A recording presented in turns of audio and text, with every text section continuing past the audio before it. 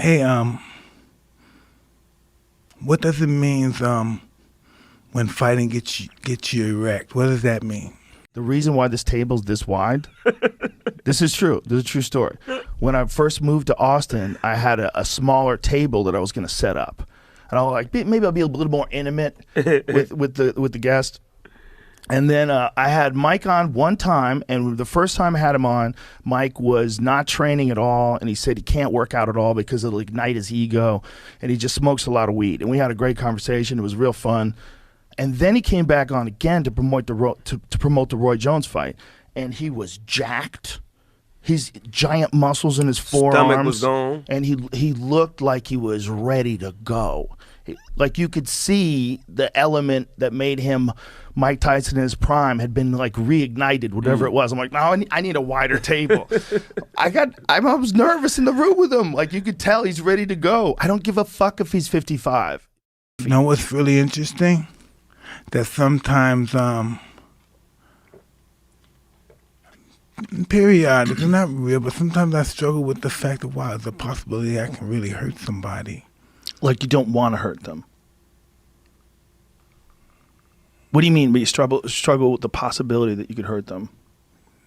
That is sometimes, it's orgasmic sometimes. Yeah. Like some fights, like particularly like Tyrell Biggs or someone that you had problems with, someone that you had animosity towards, so when you could finally get your hands on them. Hey, what does it mean when fighting gets you erect? What does that mean? It's a good question. It means you're getting excited. Yeah. So that's going through your mind right now. Well, that's how I get when I was a kid, and sometimes I get the twinkle. The twinkle. Yeah. Well, that's what I'm saying. It's like you reached a state as a human being, as a champion, as a ferocious fighter. You reached a state of ability and of accomplishment that very few humans will ever touch and feel.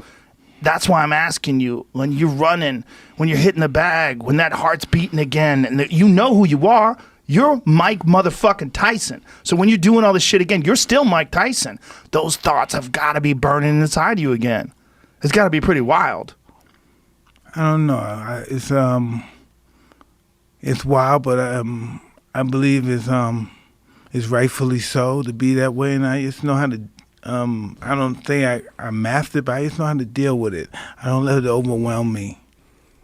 No, well, of course not. But saying that it gets you orgasmic, that's a strange thing to say.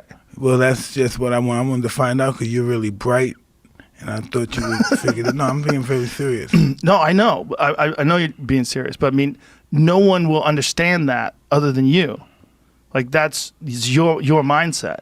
Like no one will. But I think that like all the things we were talking about before, the way you drive yourself, the way you push yourself, the way you put yourself into that frame of mind, no one's going to understand that other than you. So no one's going to understand you get an erection from thinking about hurting someone more than you will.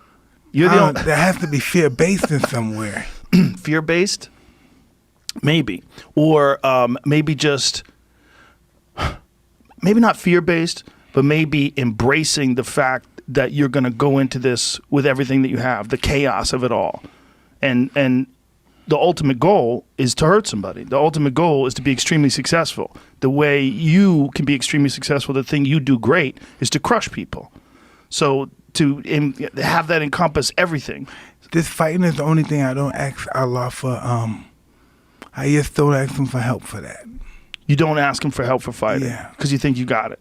No, I just don't think. You don't think you should ask? I just don't want to be involved with that kind of mindset in Allah. So... people do. They go to. I just don't because it's just. I don't like the way I think, and I don't want God to be, involved with the way I think at that time. Well, this is what's so interesting to me about you fighting again, because of the conversation that we had the last time you were here, that you didn't want to reignite your ego. Clearly, your ego is blazing right now. I mean, you're ready to go. Well, maybe because I'm an addict, a former addict, and I'm under a narcotic ring. The camera's on me. Yeah. This is a big narcotic, and maybe right. that has something to do with it as well. But I like to think it's under control until the night of the event. The night of the event. So it's the addiction will get purged with the performance. Yeah, that's why I was doing if you don't mind me to interrupt for a second, I was the book that talks to you, what do they call it, audio book, and it was called The Gene Key. Okay. This book, and the book was explaining about why that we are who we are in that perspective, that most of the people like you and myself and people just in general who is not at that level, even anyone that have a creative mind, is victimized to depression. And the reason is because when that whatever it is that causes that creativity is not fed the proper information that is successful and that it is accepted in whatever space of the brain or the mind that wants to be accepted and is not accepted, it crumbles. Does that